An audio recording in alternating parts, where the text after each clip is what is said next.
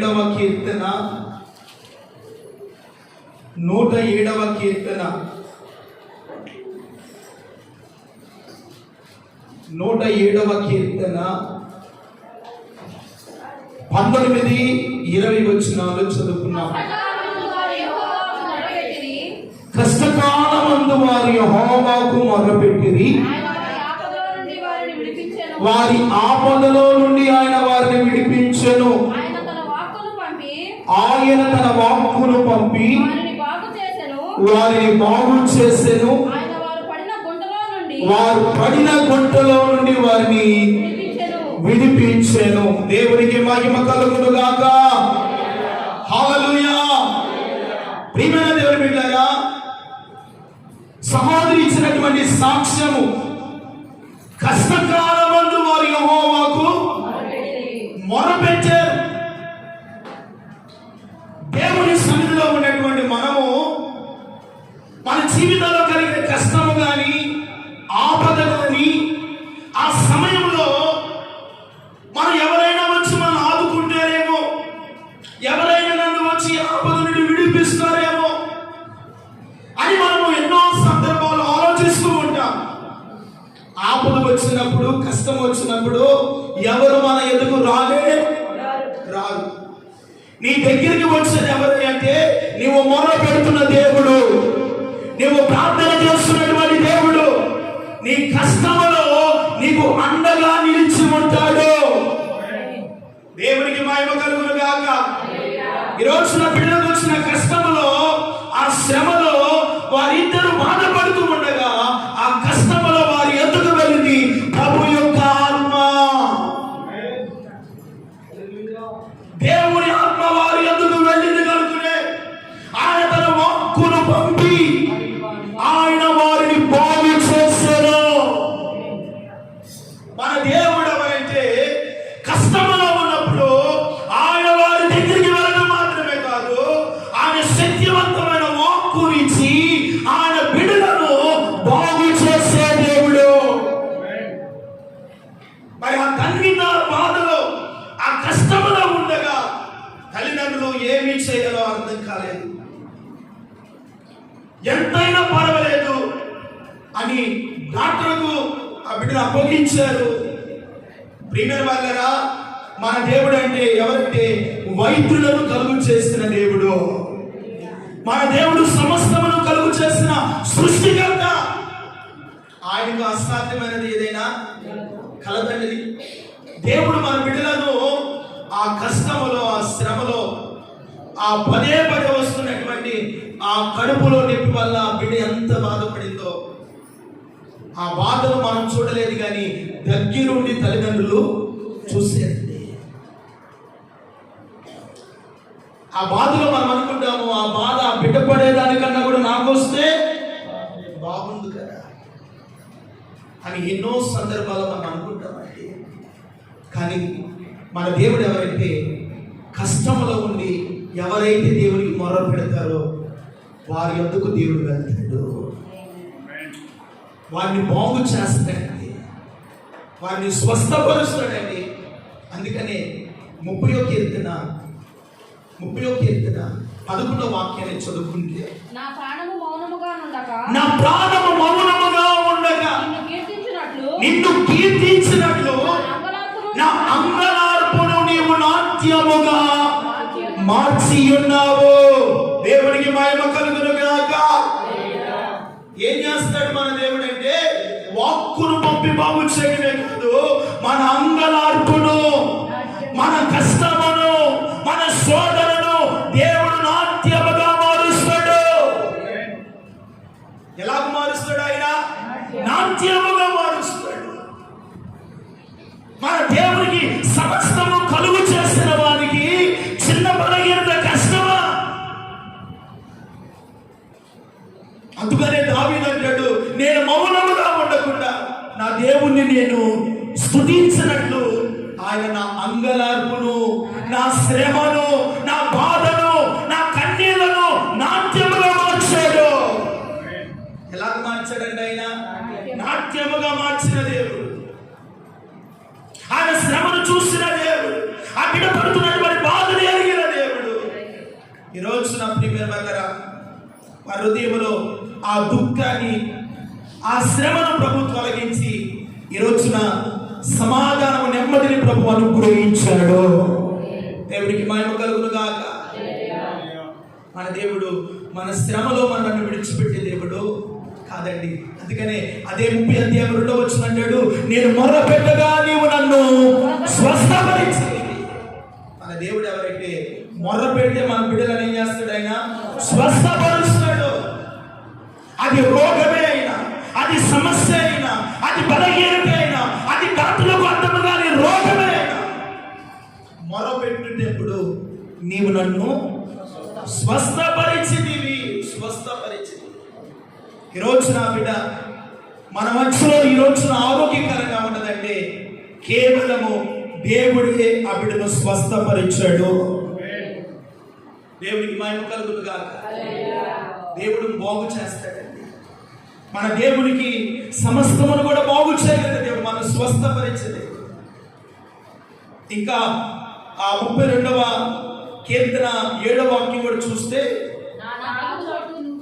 నా దాగు చోటు నీవే, శ్రమలో నుండి నీవు నన్ను రక్షించదవు, విమోచన గానముతో నీవు నన్ను ఆవరించదవు. మన దేవుడు ఆపదలో ఉన్నవారిని, బలహీనుడిలో ఉన్నవారిని ఆయన ఆత్మ ఆవరిస్తూ ఉంటుందంట. దేవుని స్తోత్రం కలుగును గాక.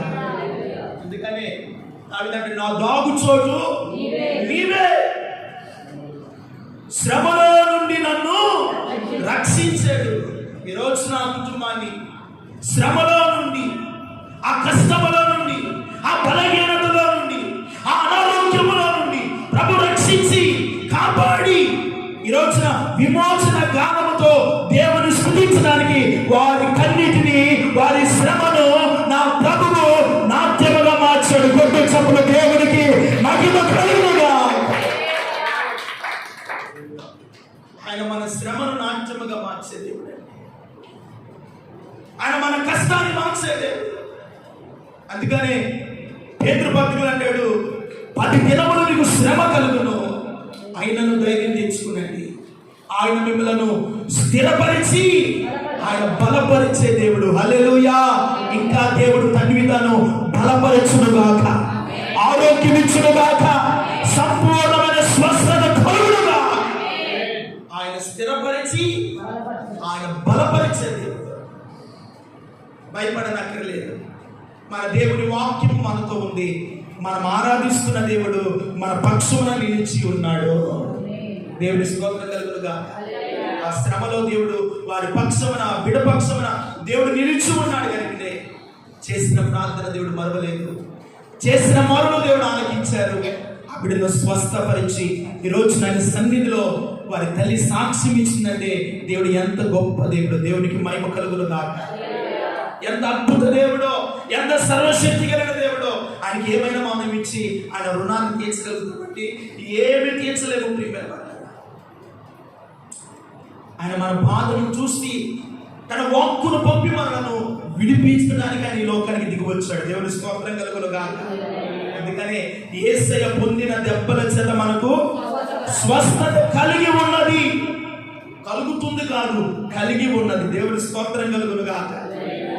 ఆయన పొందిన దెబ్బలు మనకు స్వస్థపరుస్తాయి, బాగు చేస్తాయి, మనల్ని విడిపిస్తాయి, మనల్ని లేవనెత్తుతూ మనల్ని బలపరుస్తూ ప్రియపడతారు. అందుకనే దేవుని మాటలు చాలా ఒక వ్యక్తిని ఎంత ప్రభావితం చేసి ఎంత బలపరుస్తున్నాయో ఒక మాట చదువుకుంటే ప్రియమైన వాళ్ళారా, చదవండి 31వ కీర్తన 7వ వాక్యం. నీవు నా బాధను దృష్టించి ఉన్నావు, నా ప్రాణ బాధలను నీవు కనిపెట్టి ఉన్నావు. కావున నీ కృపను బట్టి నేను ఆనందభరితుడనై సంతోషించెదను. దేవునికి స్తోత్రం చెప్పండి. ఆ బిడ్డ ప్రాణ బాధను దేవుడు దృష్టి ఉంచాడు.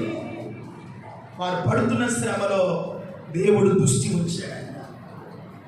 నువ్వు అనుకోవచ్చు, దేవుని దృష్టి నా మీద లేదేమో, ఎందుకు ఈ శ్రమలో వచ్చాను, ఎందుకు ఈ సంవత్సరం ఆరంభంలోనే ఈ శోధన ఏమిటి, ఈ శ్రమ ఏమిటి, ఈ బాధ ఏమిటి, బలహీనత ఏమిటి అని బహుశా అప్పు కూడా ఆందోళన పడి ఉండవచ్చు.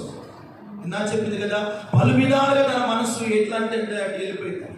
ప్రియమైన వల్లరా, ఆయన మన ప్రాణ బాధను దృష్టి ఉంచి దేవుడు. ఈ రోజున ఆయన దృష్టి ఉంచి ఈ రోజున విమోచన జ్ఞానంతో వారిని ఆవరించని కనుకనే ఈ రోజున ఆయన సన్నిధిలో ఆనందభరితులుగా, సంతోషభరితులుగా దేవుని సన్నిధిలో కృతజ్ఞతాస్తుతులు చెల్లించడానికి. అందుకనే దావీదు అంటాడు, నేను మౌనముగా ఉండక నా దేవుని నిత్యము నేను స్తుతిస్తాను. ఎందుకంటే నా శ్రమను, నా ప్రాణ బాధను ఆయన నాట్యముగా మార్చాడు.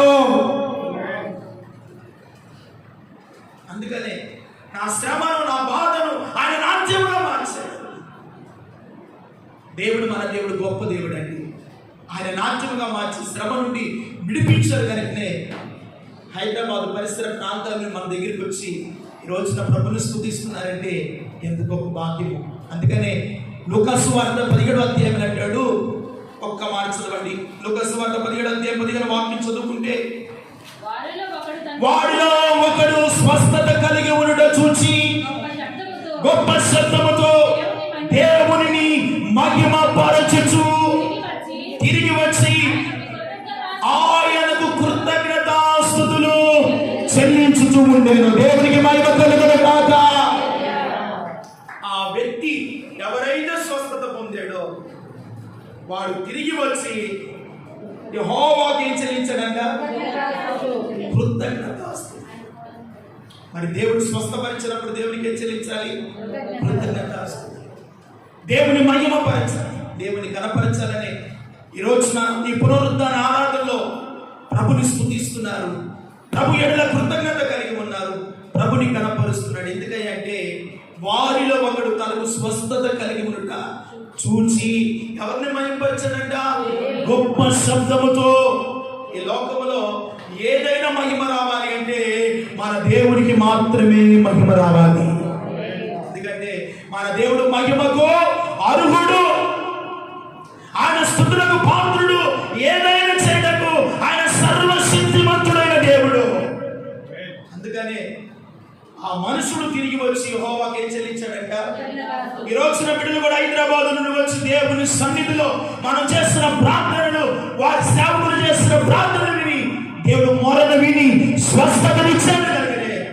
దేవుని స్థితిలో మర్చిపోకూడదని దేవుని స్తుతిస్తున్నారు. దేవునికి మహిమ కలుగును గాక.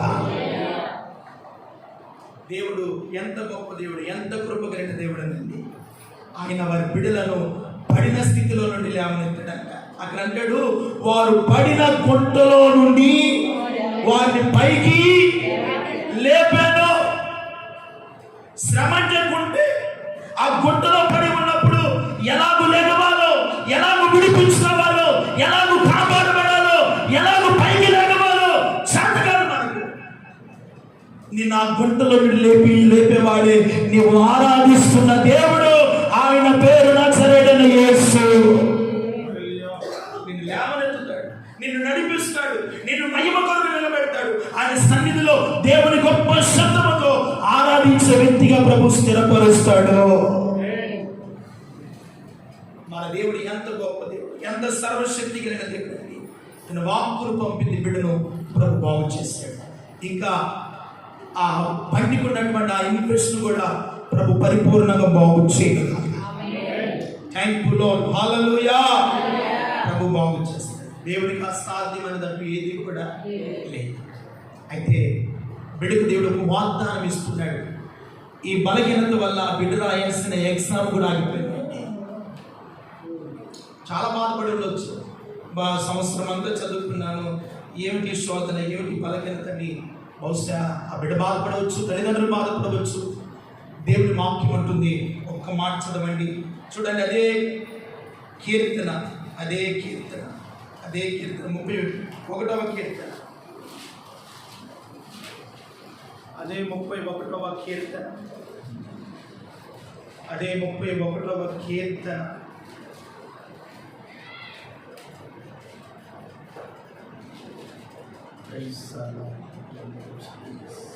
ఆ 32వ కీర్తన 8వ వాక్యం, నేను నీకు ఉపదేశము చేశాను, ఇదిగో మరలా బిడ్డ ఏ మార్గములో నడవలసిందో నేను నీకు బోధిస్తాను, నీ మీద నేను దృష్టి ఉంచుతాను, నీకు ఆలోచన చెప్పి నేను నిన్ను నడిపించబోతున్నాను. కొట్టు చప్పుల దేవునికి మహిమ కలుగునుగాక.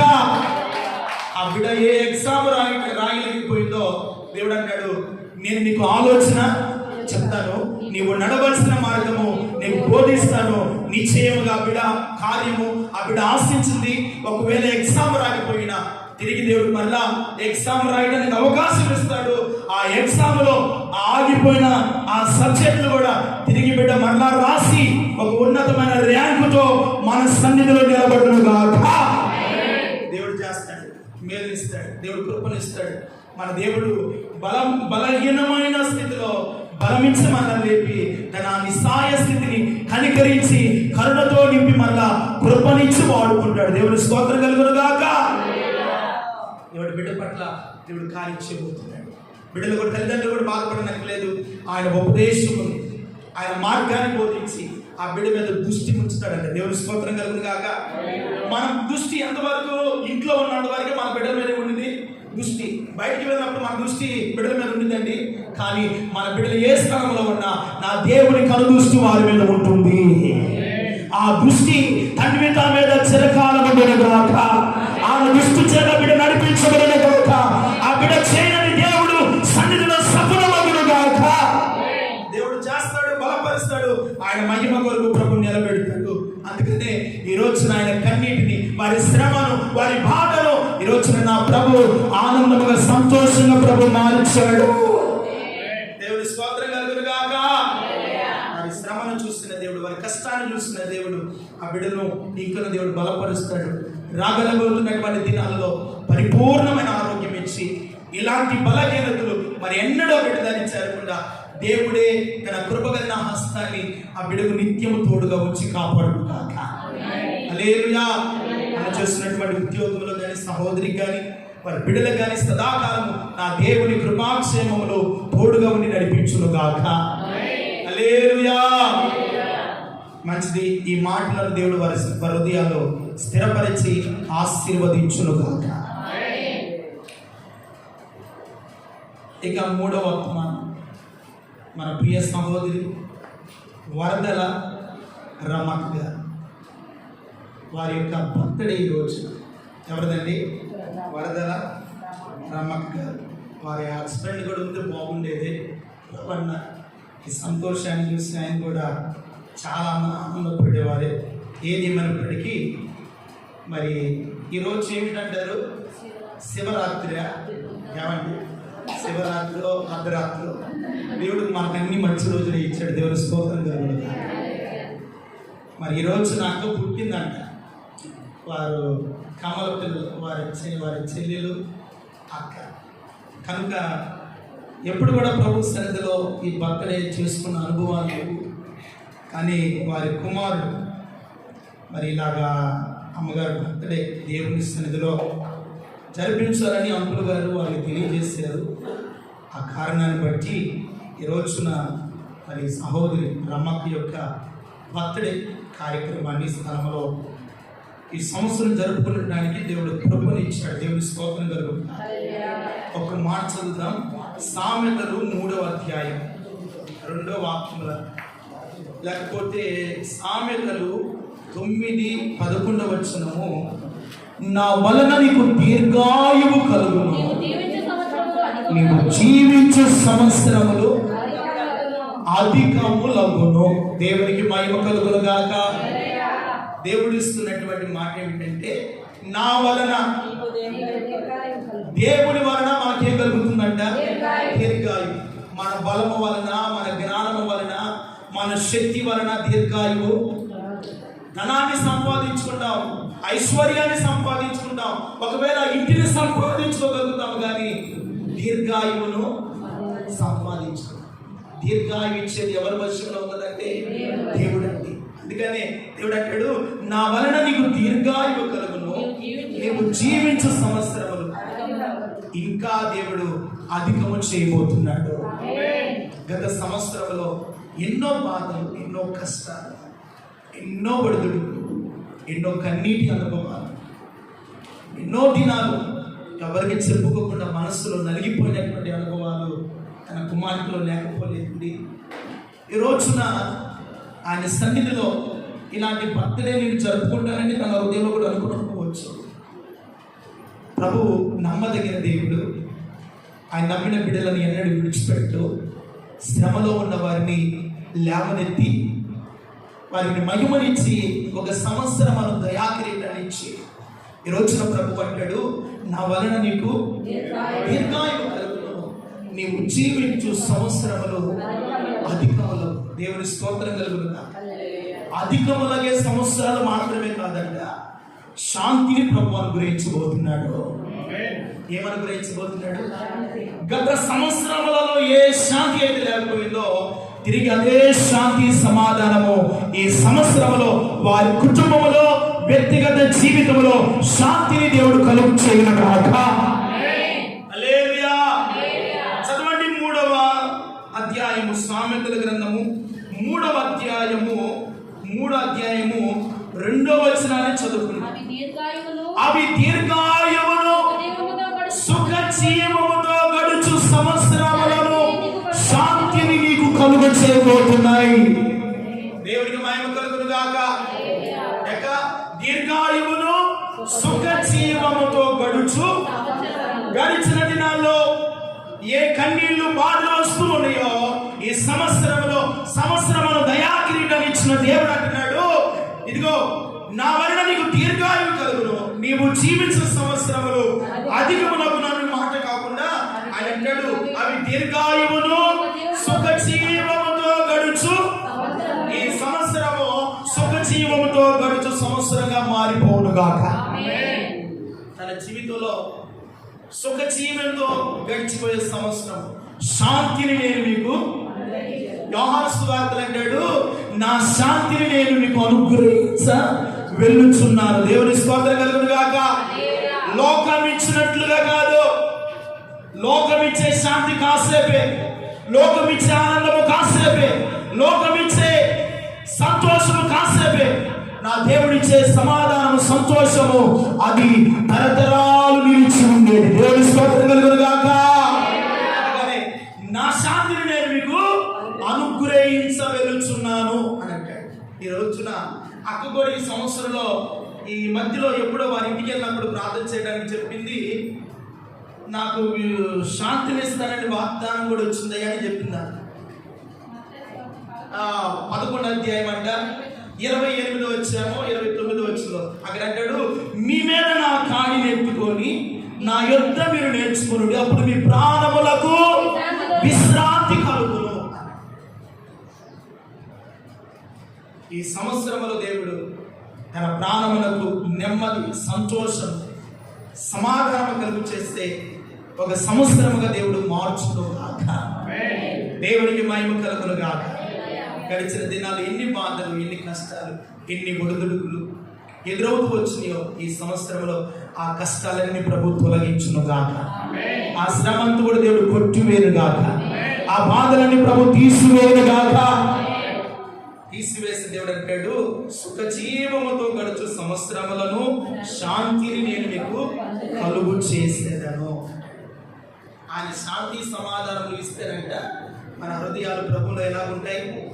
నెమ్మదిగా ఉంటాయి, సమాధానంగా ఉంటాయి, క్షేమముగా ఉంటాయి, ఆరోగ్యకరంగా ఉంటాయి. ఇదిగో ఈ సంవత్సరం ఎలా ఉండబోతుందంటే యెషయా కీర్తన 52వ కీర్తన 8వ వచనం అంటాడు, ఆ బిడ్డనంట, నీ మందిరములో పచ్చని ఒలివ చెట్టు వలె నేనున్నాను. దేవుని స్తోత్రం కలుగుగా. ఇదిగో ఆయన మందిరములో ఆయన బిడ్డలు పచ్చని చెట్టు వలె ఆశీర్వాదకరంగా ఆ కుటుంబానికి, ఆ బిడ్డలకు దీవెనకరంగా దేవుడే మార్చునుగాక. హల్లెలూయా. అందుకని దావీదు అంటాడు, నీ సన్నిధిలో నేను పచ్చని, ఇలాగ దేవుని సన్నిధిలో పచ్చగా ఉండి ఆనందిస్తూ ఇలాంటి దయాకిరీటాలు ఎన్నో పొందుకొని దేవుని సన్నిధిలో నిత్యము ప్రభుని స్తుతించి ఆరాధించే ఉన్నతమైన ఆత్మ సంబంధమైన ఎదుగుదల, ప్రార్థన, విశ్వాసము, భక్తిని తన దాసురాలు దేవుడు కలుగు చేయునుగాక. హల్లెలూయా. దేవుడు చేస్తాడు. బలపరుస్తాడు, ఆశీర్వదిస్తాడు. అందుకనే నా వలన మీకు దీర్ఘాయువు కలుగును, మీకు జీవించే సంవత్సరములు అధికము. ఇలాంటి దయా కిరీటాలు దేవుడు మరెన్నో దయచేయును గాక. ఇలా దేవుని సన్నిధిలో వారు, వారి కుటుంబం, వారి బిడ్డలు, వారి మనవడు, కోడలు, వారు కూడా ఆయన సన్నిధిలో చిరకాలము జీవించుదురు గాక. ఈ మాటలు దేవుడు మన విడికిలో స్థిరపరిచి మాటలు వారి హృదయాల్లో అవును ఆమె అంటున్నదిగా దేవుడు నెరవేర్చును గాక. తరలి వచ్చండి, ఒక చిన్న ప్రార్థన చేయండి.